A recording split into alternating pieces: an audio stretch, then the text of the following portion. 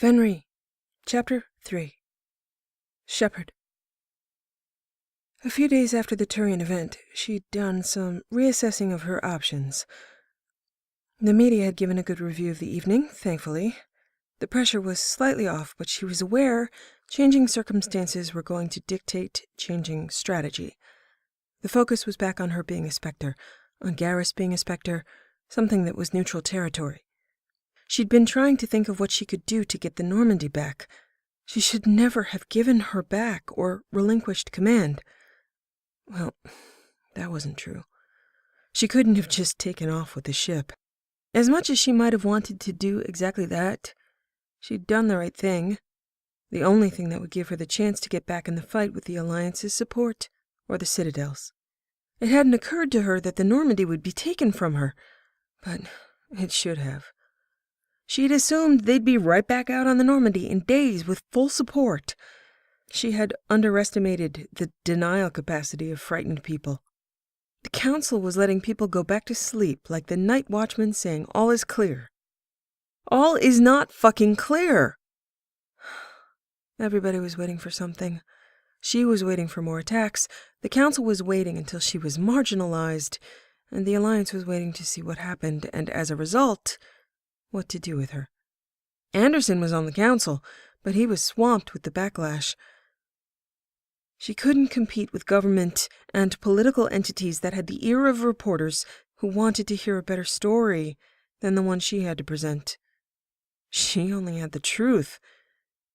They had better press releases and an easier message to swallow, and it was that simple. Her word of mouth couldn't compete, and eventually arguments broke out around her, about her, for her, and against her. The arguments had lately been leaning more toward brawls. She was cast as the strong, but dumb, military hero, and the Council as the wise peacebringers. She had no ship, and even if she got the Normandy back, no Garrus. Once it had occurred to her that she might be staying on the Citadel long term, she wanted to talk to Garrus about strategy. She had been out for a long walk, disguised enough to not look like Commander Shepard, to avoid reporters. She was walking aimlessly, and she saw a place that advertised Turian and human food, along with some others she didn't recognize. She invited Garrus to dinner on impulse. She really just wanted to see him as often as she could before there were no more opportunities to see him. After getting inside, though, she was thinking that perhaps human food wasn't really on the menu. Hamburg was listed as an entree. Was that a typo or a legal release of responsibility from future poisoning? She decided against anything claiming to be meat. When Garrus arrived, she told him, "Don't get the Hamburg. I think it's probably made from recycled gaff." He looked around after taking a seat and shook his head. "This place is terrible. Is this your idea? It's just for the people going in and out of ports who don't care about food poisoning and can't press charges after they've gone through the nearest relay." "Sorry. It was a bad idea. I get it. I should have let you pick the place. I would have redirected if you'd given me more time, but this was sudden." He ordered 2 drinks for them, prepackaged and therefore theoretically safe. She smiled. "You look good, Garrus. It's great to see you." "Of course I look good. You look human." She laughed, but didn't argue. Working out the number of times he was hit on in her presence, the long glances from speculative eyes, he was a Turian 10. By her calculations, she was a human 6, at best. She wasn't going to compete about relative attraction. He was good at keeping score, on headshots and bar hits. There was something about him that made her almost invisible when she was with him. She really liked that kind of invisible. In astrophysics terms, he was Jupiter, and all the meteors went to him, protecting her, the Earth, in this metaphor. She got to be in the Goldilocks zone of having fewer things crash into her, either in a fight or socially. She'd begun to wonder if he was already bonded to someone, the way that he was unavailable and invulnerable to flirting, innuendo, or blatant proposition. She couldn't bring herself to ask a genuinely intrusive question, so she asked an outrageous one. Garrus, how many Hanar propositions have you gotten since we got back? He pretended to think. You mean today or total? She was about to compare how few she'd gotten to how many he had, but she paused as the waiter returned. After the Batarian put the drinks on the table, there were 2 very loud gunshots, and the table was suddenly splattered with blood. Red. Her blood. It took her a second to focus to identify it, and then she couldn't focus anymore. She said, "Oh, fuck, why is it always a Batarian?" She slid sideways, leaving 2 wide streaks of arcing blood along the back of the booth seat. Garrus. The Batarian had surprise on his side, but Moram had Garrus. Before the gun had turned his way, Garrus had grabbed the Batarian's wrist and pulled him forward and against the edge of the table, breaking his forearm at a 90-degree wrong-way angle. Garrus took the pistol and shot the Batarian in one eye, then another for insurance. He searched the room briefly for a further threat or partner, then took an Omnitool snapshot of the Batarian's appearance, searched his pockets, grabbed everything in them. He lifted Moram as carefully as he could, and was relieved to still hear her heartbeat over the frantic wash of his own. He started to carry her out, and then backtracked to the table for a few crucial seconds, grabbed a handful of napkins, and tried to use them to staunch the bleeding of the worst wound, her abdomen. She also had a hole in her shoulder, but that wasn't near anything vital if he remembered his human anatomy. The napkins did nothing to stop the blood, so he grabbed the pistol again and shot it straight up until it overheated, and then used the body of the gun to cauterize the wound on her abdomen. "That's gonna leave a mark," he observed, his voice steady enough to convince him that she was not going to die. He carried her out. Nobody tried to stop him. Shepard.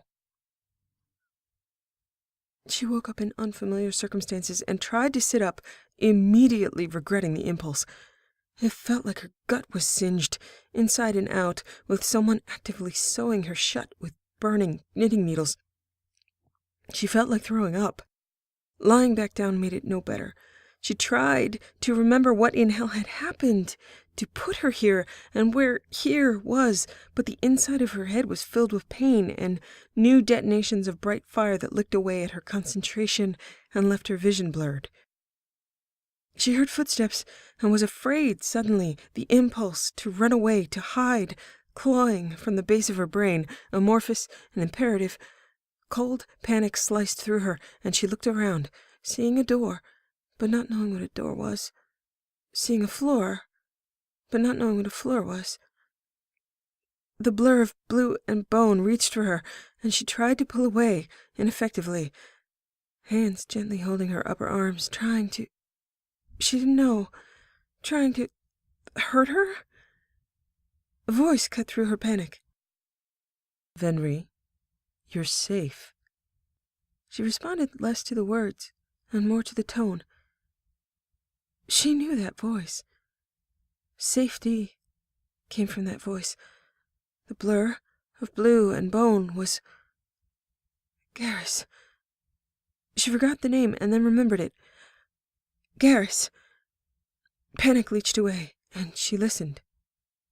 "Venri, you're in pain. I can help. You need to lie still or you'll bleed again."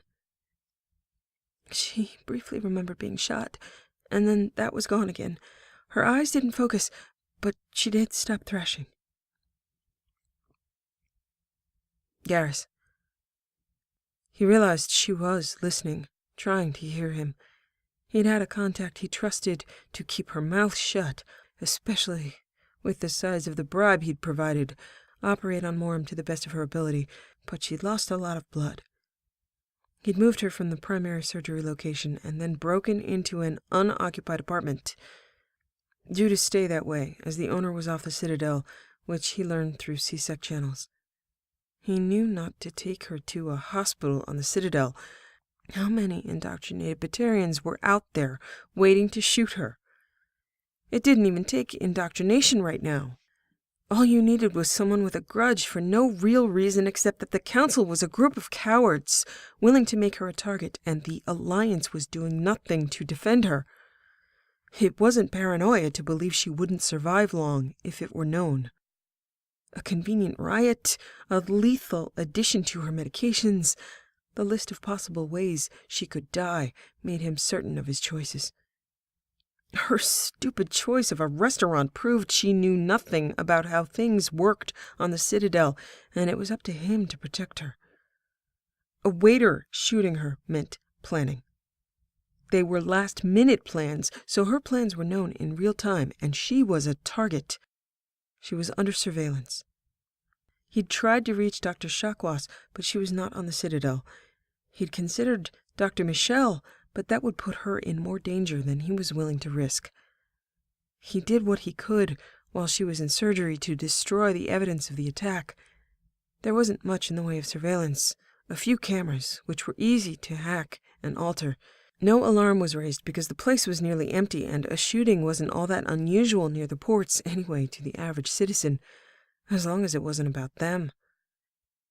The owners had probably dumped the body, or recycled the body, considering the food there, and then cleaned up the blood and went on with their day. After he'd done what he could in damage control, he'd disabled Shepard's Omni-Tools tracking and his, having them both give maintenance downtime messages to incoming query. She'd joked once offhand on a mission together when someone else was inevitably unconscious that her Omni-Tool biometric bypass password was fuck_off_Garrus. It worked. At first he couldn't calculate the whimsy or weird that had made her do that, but then he imagined she thought maybe he'd need to use it. He'd have to ask her later when she wasn't dead. Or not. Maybe he understood. Maybe she'd imagined this or something like it. Maybe she'd thought about it enough that it was a perfect and necessary approach.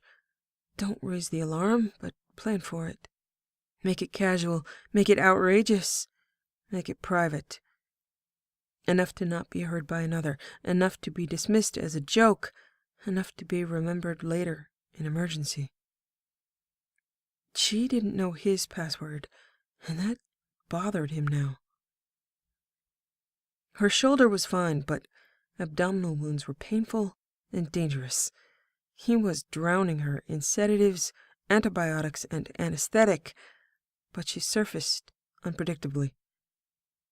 He knew the right doses in theory, but he suspected that she had an atypical nervous system.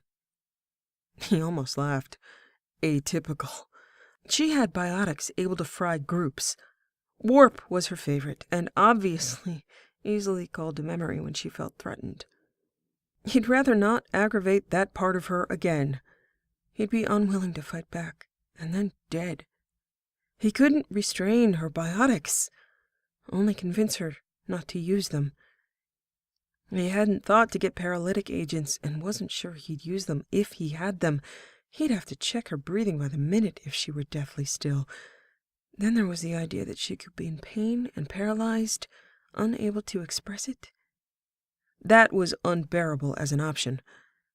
She was a source of delirious, potentially lethal projectiles. This was an ongoing issue. Raising his voice was the wrong choice. It made her more dangerous. He was lucky she had blasted a hole in the wall and not him. She'd knocked him unconscious once, and she'd torn open her wound trying to get out of bed. Fortunately, she had gotten to the point where Metagel stabilized her. He couldn't use physical restraints. He'd only tried once. They made her frantic, and she'd thrashed and tried to chew them off when she became aware of them. Chew! He could use help, but he didn't trust the Alliance, the Council, or in this case, Torians. Not about her. He couldn't risk her being found by the wrong people, and the odds were that the majority of people were the wrong people. They'd take her to a hospital. They'd take her to the wrong Alliance vessel. She'd be news. She'd be helpless. She'd be dead. She had more value right now as a martyr to many. She was getting better. She was getting stronger, but that only meant that she was experiencing more of the pain he was trying to spare her, and her warp aim was getting more accurate. If she followed his voice, he could work with that. He could give her more painkillers, but let the sedation wear off and check to see if she could eat or drink. She probably didn't need intravenous medication or nutrition anymore if she could swallow on her own. She was healing quickly enough that drinking wouldn't kill her. He hoped. He spoke softly to her, as he would a child, letting her know he was there and where he was. She'd relax and trust him if there were things he could do that were easy to demonstrate. Lie back, hold still, and "I'm here," with a hand on her arm. The next step in her healing was more complicated, eating and trying to get her to talk. He'd learned to be careful and not block the light. It would startle her. He sat down next to her on the bed and talked to her softly, telling her what he was doing, that he was there, that he wanted to help her feel better, that she needed to try to drink. She allowed him to lift her onto his lap, holding her cradled against him as carefully as he could, watching for signs of pain he could prevent. He warned her that he was going to give her a dose of medication, and she trusted him, docile and as attentive as possible while drowning in pain and drugs. Spirit, she was fragile. Glass cannon. That was the human phrase to describe her. Poetic. Turians would never imagine a glass cannon. So much power in such a tiny, delicate package, bound to explode. He set her sideways on his lap to be able to look at her face, but she moved until she was resting her head on his chest, her hand over his heart. He offered her a spoon of water, and she didn't respond. He ran a finger over her lips to part them and tipped the water in, just a little. Water dribbled out the side of her mouth, but not all of it. She swallowed the rest, to his relief.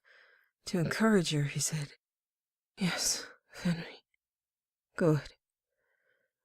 And his hand traced the path of her throat with his palm, and she sighed and snuggled closer to him. He finally registered his hand against her skin. He'd wished for it. Be careful what you wish. He held still and thought about what he'd just said to her. He'd been calling her Venri. He wasn't speaking to her as a child, but as a lover. Venri meant chosen purpose in Turian. It was an endearment intended for the life-bonded. He tilted his head down to kiss the top of her head, took a deep breath and thought, I am so very fucked. It was done, and he knew it. He was viciously and irrevocably in love with her, and his body and mind were transforming with the choice. Whether she knew it or not, she'd led him down this path as a Turian woman would. Gaining his respect, fighting alongside him, inspiring him to protect her, being protected by her. Had she been Turian, they would have spent the last 2 months in each other's beds, testing a potential for always. He would have been calm, slow, and patient with that choice if he hadn't been forced to be in constant, intimate contact with her, alone and helpless, heightening every instinct to protect her at all costs. She was curled against him with trust that humbled him, and she did it unconsciously. He was primed, and she was ignorant. unable to make a choice together. He'd make it alone because there was no other choice to be made. He was bonding to her, halfway there without him knowing it. No real choice of reversing it. It wouldn't have happened this way with the Turian woman because he would have gotten a distinct no from her somewhere. He realized he had asked Morim to dance, and she had danced for him. Somehow it was better than dancing with him. She had given him nothing but yes, unreservedly. They were a mess of custom and expectation, and he couldn't bring himself to want it any other way right now. It had been easy to admire her. It had been easy to protect her. It was going to be easy to love her. It wasn't going to be as easy to not be loved back, but it wasn't her fault or burden, and he wouldn't make her carry it for him. Maybe someday he could do something about it, but not now. Right now, he had to make it easy for her to be alive.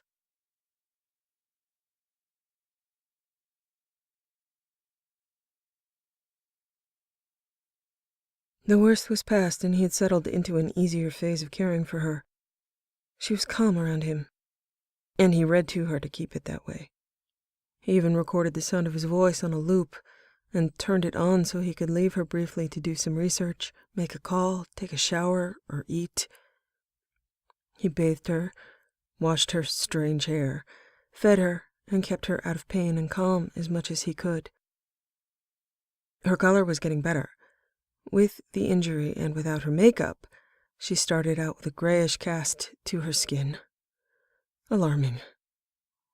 He'd watched her face and worried about the spots there, wondering if it was a problem, some sort of symptom, and then he realized after looking it up, she had freckles across her nose and upper cheeks. He'd had to look up other symptoms. She snored. She drooled in her sleep. Common, silly things that reassured him as her color came back slowly, tinting her lips with a delicate pink. Very much unlike the makeup she wore, with her freckles covered and her lips darker. Her unpainted eyelids had tracings of blue veins he could see as she slept. The inside of her wrist had veins of the same color. He'd checked her pulse often enough on the inside of her wrist, and now he just held her hand, the tips of his fingers reassuring him not about the rate of her pulse, but that it was there at all sometimes. He'd found some reading material on her Omnitool, assuming that's what she would use to entertain herself in her spare time. He transferred it to his own and tried to choose what to read to her, though it didn't really matter. He could have read from the user's manual of the Mako, but he tried to pick something more entertaining. He chose a novel from a popular Asari writer. He'd seen ads up for her new release on the Citadel. Her first signs of rational thought happened when he closed his eyes for a moment, and she said, "And then what happened?" He kept reading until the end of the chapter. She fell back asleep. He began to feel as though maybe she'd be okay.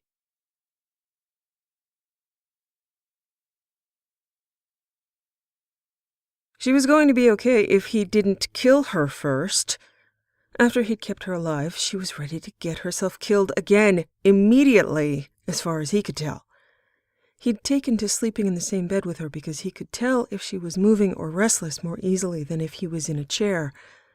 When she finally came to, he woke up because she was poking him in the shoulder.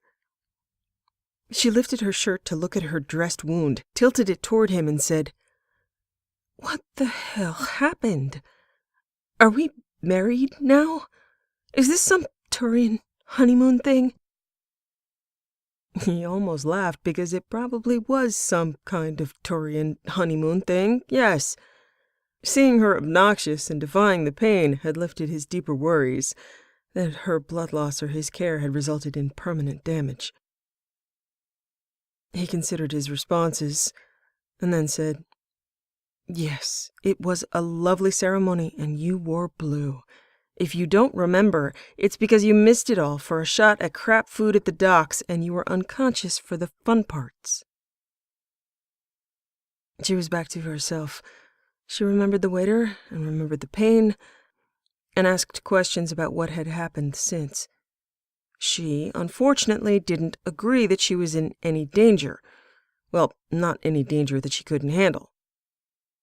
The shift back to her making unreasonable calls he had to justify any way he could was familiar, and this he could do. Moram, I just want to make sure that you are transferred somewhere that your security is a priority. A hospital wasn't enough. I know you're accustomed to people trying to kill you, but I can't let you walk out of here without a debriefing of what is going on in the world while I was trying to keep you from bleeding to death. She crossed her arms over her chest and then winced as it pulled on her shoulder. Fair enough. Thank you for that not bleeding to death thing. He relaxed slightly. You're welcome. Think. You were shot by a Batarian in a public place. Indoctrination, species reasons, war reasons, the fact that you've killed enough Batarians that it could just be someone's nephew. We don't know what threat level we have, except to say it caught you by surprise. Okay, you've had 2 weeks to think about this. I'm sorry if I'm being unreasonable. I want to do something. But you're right. I don't know what to do. Reapers are the big concern, but we can't get to them if we don't deal with the petty static of the myriad reasons people want to kill you. Let me do some work with the CSEC databases. I have access. I'll find out. I have the Batarian's IDs, and I have authorization to do something about tracking him down. Thank you, Garrus. I've been thinking of how you can get the Normandy back. You are napalm here on the Citadel. Everything you touch starts to burn. Given the proper incentive, the Alliance would prefer you were out there rather than here. Proper incentive? In a lot of people's minds, you and the Normandy are linked. You are still a hero, politically inconvenient or not, if you promise to get the hell off the Citadel and stop pushing for a groundswell of popular support. I bet the Citadel would finance your run, and the Alliance would throw a party. So, I could get her back, if I promised to be good. I don't think anybody would believe that, but you could promise to be useful. Useful to the Alliance right now is playing down the Reapers, and getting back to business as usual. Yes, but you'd have your ship. You could follow orders, but no matter where you go, you know you are going to run into Reapers eventually. So it's not about the orders given, it's about how I execute those orders. You're still a Spectre, and nobody will take that from you if you play this right. The Alliance doesn't want to lose its human Spectre, and the Council doesn't want to look like it's punishing you for saving their lives. It doesn't matter where they send you. Just get into position. I'll stay here and do some digging on threats from the Citadel, do my job, become a Spectre, and then once we have some more solid information, we can do something about it. If you have the Normandy, I don't need a ship of my own. Swing by and pick me up.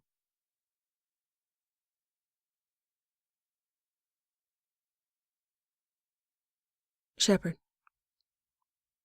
She realized that Garrus's way of doing this was the wisest, if not the easiest. She would need to swallow mountains of pride and purpose and put her dutiful face on. It would suck, but she could do it. After talking, she was exhausted. Garrus had convinced her to stay until they finished planning at least. Another night of sleep would help. Events would move her forward again. She refused the painkillers, and that was a huge mistake. So she stayed mostly awake, thinking, wheels spinning with no traction.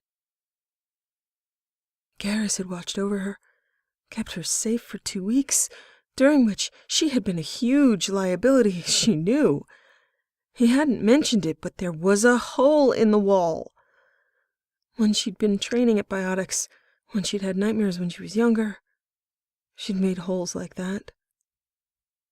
She might have just unconsciously knocked him on his ass, physically and professionally.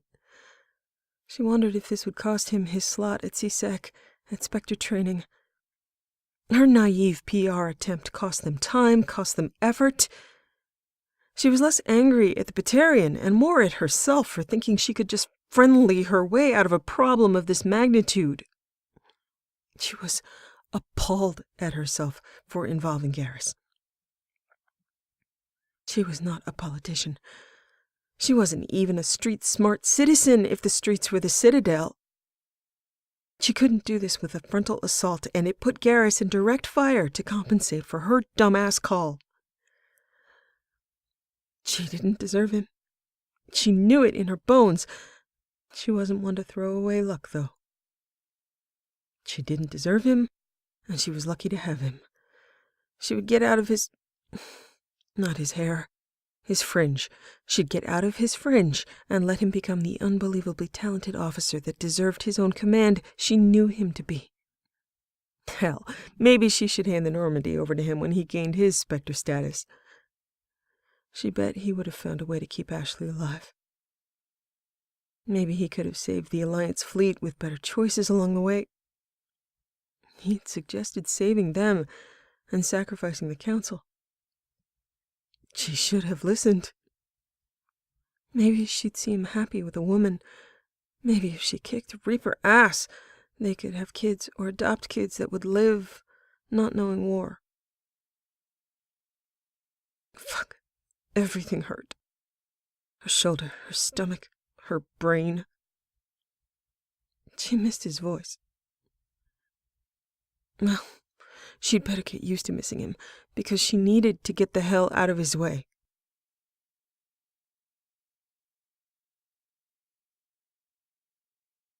Garrus had a cover story. Being shot in a restaurant wasn't helpful in terms of political manipulation, and, to account for time, he suggested a kidnapping. Garrus found a ship that had left the Citadel 2 weeks ago, departure time only slightly after she'd been shot. The ship exploded, so they could use that as a cover. Garrus explained, Commander Shepard had been kidnapped by mercs, hoping to sell her out to slavery. Slavery? Slavery. What the hell kind of crap slave would I make? Garrus looked her up and down once and then said, I'd go with sex slavery. That I want to see. To make you sympathetic. Oh, right. Right. Damsel in distress. I'll get my petticoat. What the hell is a pet... never mind. Whatever. Slavery. It's not like you know the details. You were shot being abducted. It's better if you don't say much about it. Right. Play dumb. Everyone knows I can do that. Through my contacts at CSEC, I can get an anonymous tip about a kidnapping through a confidential informant. I was unaware it was you until you were located, although I had tried to check in on you at the Citadel and found you missing. I was unavailable while I was looking for you. That accounts for me being gone. That accounts for your injuries. Let's keep the story simple. Okay. Sex slave. Ignorant. Petticoat. Shot. Right. Shot. I am going to contact Anderson directly and tell him I have cause to believe there are plots to target you on the Citadel. I'll encourage him to get Dr. Shakwas back to the Citadel and on the Normandy to care for you. I don't want anybody else to know the story, so only Anderson and Shakwas will get the rundown. Anderson should be convinced that for your sake, it shouldn't be made public, and Dr. Shakwas would never tell anybody. You actually being gone for 2 weeks and having that scar will sell it. Plus my shoulder. My shoulder hurts. Quit whining. I will suggest to Anderson that you be transferred to the Normandy along with your previous crew in order to avoid personnel changes, assuming the people that had traveled with you for a year are the least likely to be compromised. I'll suggest that removing you from the Citadel would be in everyone's best interests. I'll suggest that your first mission out would be to investigate missing vessels, possible slavery. Sneaky. Hopefully sneaky enough.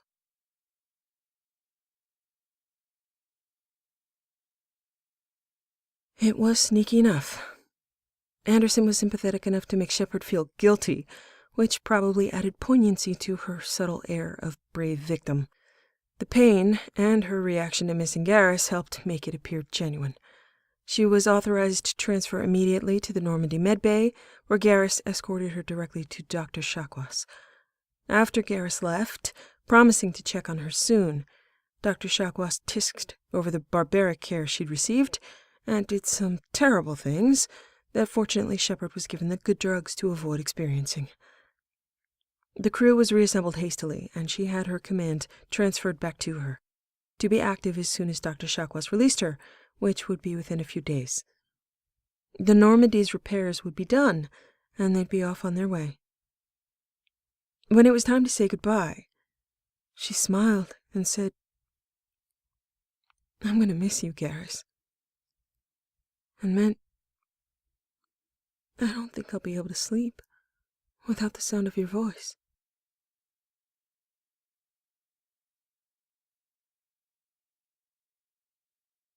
Garrus. Garrus had done some tricky creation of evidence and destruction of evidence. He'd watched. Evidence was never submitted from the area where she'd been shot. He could easily divert it or change it if he did. He created identities, timelines, and reports, manufactured evidence to establish his location in those 2 weeks, cleaned up any evidence of the actual event he hadn't caught at first, dodged questions, told lies, and applied pressure on Anderson. Garrus visited Shepard before they left the Citadel. They shared a meal in the mess. They didn't have any privacy, but they'd done it. She had her ship, he had his path. He would find evidence of indoctrination on the Citadel if it was to be had. He would be the investigative branch of... Well, it was really only a fork. 2 paths, Garrus and Shepard. The investigative fork of a plan to be in place to take action when action was possible. Save the galaxy. Even if the galaxy was home to a lot of assholes. He greeted the crew, accepted welcome and thanks for returning their commander safely, and left the Normandy. He shook her hand and said, "Good luck, Commander," and meant, "I will do everything I can to be back by your side."